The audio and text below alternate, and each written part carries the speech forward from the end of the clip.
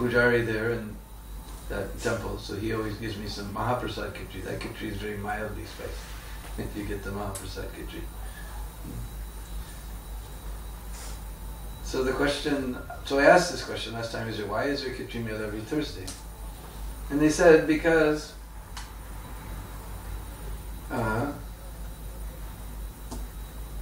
Krishna at one time he heard that Lakshmi was there on the other side of the Jamuna performing penances and austerities. So he decided to go visit her, and he visited her on a Thursday, but it's not recorded which Thursday, but it's recorded the month. So all the months, for all the Thursdays in that month, they perform a Khichdi Mela. Now why Khichdi Mela? And actually it's interesting, last year there happened to be 5 Thursdays, somehow because of the way the month was, there was 5 Thursdays in one month. And luckily the first I brought 100 devotees from Madras there. Luckily somehow that Mela wasn't so big, otherwise it's a mess.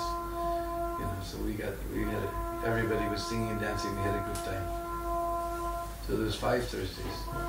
So what happened was Lakshmi ji, she's very great. So Krishna, he came there, he took the form of a little tiny boy. You're so big, Lakshmi, I'm just a little boy. And she was performing her penance and austerities, and she heard this child is crying.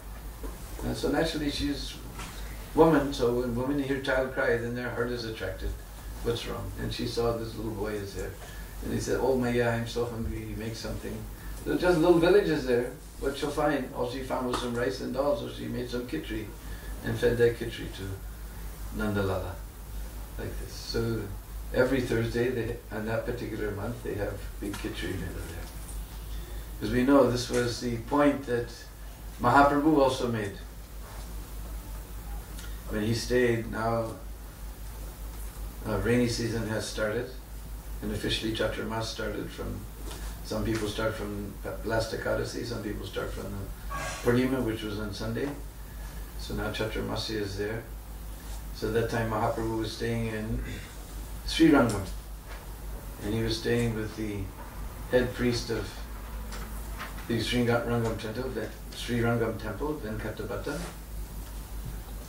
So towards the end of his stay, he made some joking words with Venkatapata, that, my dear sir, your Lakshmiji is known as the most chaste and most powerful woman in all existence. He said, yes, it is true. But she wanted to enter the Ras Lila of Sri Krishna. So Venkata said, but anyway, Krishna is just the avatar of her husband. So if she wants to associate with her husband in that form, there's no difficulty. What is the difficulty? Mahaprabhu said, that's not my point. The point is, she was not allowed to enter the Ras Lila. If she is so great as you said, then who can stop her from entering? Why she was not allowed to enter? Then Venkatapati, he said, oh my lord, only you know your pastors. He understood that this Sriman Mahaprabhu is not ordinary, just a devotee. He's non-different from Krishna himself. Sri Krishna Chaitanya Radha Krishna Nayana. Then he realized he got himself in the quicksand. He said, oh, I don't know. He said, only you know your pastime, thank you, Lord. So Mahaprabhu explained, because she has this abhiman, that I am the wife of Vaikuntapati. So how she will follow the Kambar damsels of Braj? Unless we follow the residents of Braj, how we can enter to Braj? It's not possible. So she's still sitting there, and the Brajvasis, they go and give her their association every Thursday in that second month after Kartik. Very cold season, so it's nice, actually, the nice garam khichdi is very, very nice. And sometimes you'll see all the Brajvasis will be dancing and chanting all these beautiful Brajvasa songs. So the point is that this Vrindavan is very difficult to achieve. So we are very fortunate that we have one of the most dear residents of Braj. Because Prabhupada is very dear to Krishna. Krishna is told in Bhagavad Gita, that person who preaches my message all over the world, He's the most dear to me, nor will there be anyone more dear to me than he. So we're very fortunate that we're following the most dear resident of Braj. We're following the most dear resident of Braj, Srila Prabhupada. So by his mercy we've been able to enter into Vrindavan.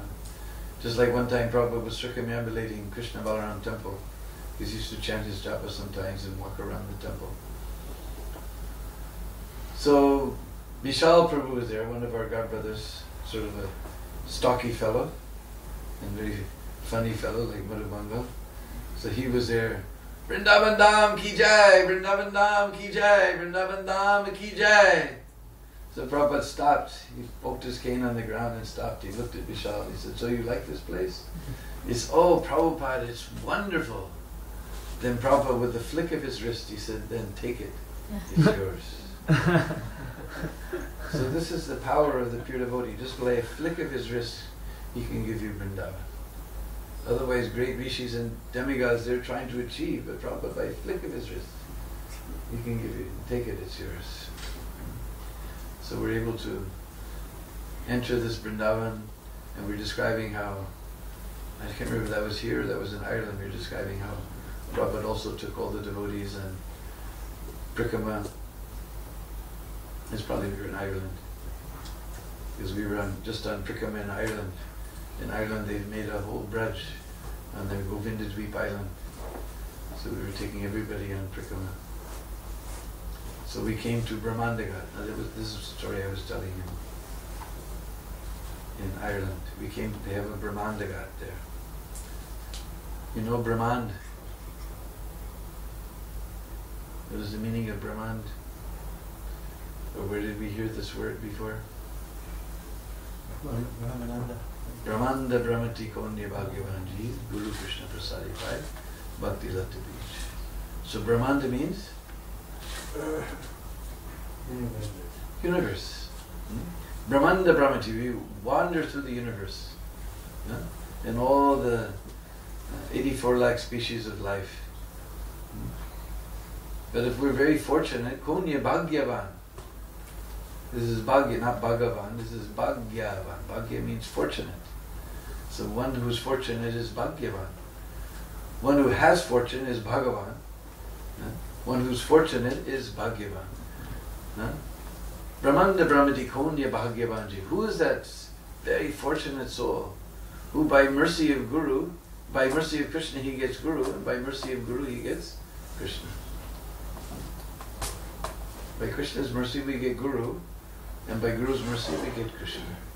The Guru he gives us, that we were describing last night, that Bhakti Latta Beach, he's the one who gives us Bhakti. Krishna doesn't give, only devotee can give. So, this place is known as Brahmandagat. Now you've already got the hint, you can understand what happened in Brahmandagat. There Krishna opened his mouth and showed the entire universe to Mother Yasoda within his mouth. Because everybody was complaining that he'd eaten clay. And Krishna was saying, no, Balda was just making stories because his side lost the game today. So he's making stories to get me in trouble. But I didn't eat in any clay. The Mother said, all right, if you didn't eat in any clay, then let me see inside your mouth. And when she looked inside her mouth, instead of seeing some grains of clay, she saw the entire universe, Brahman.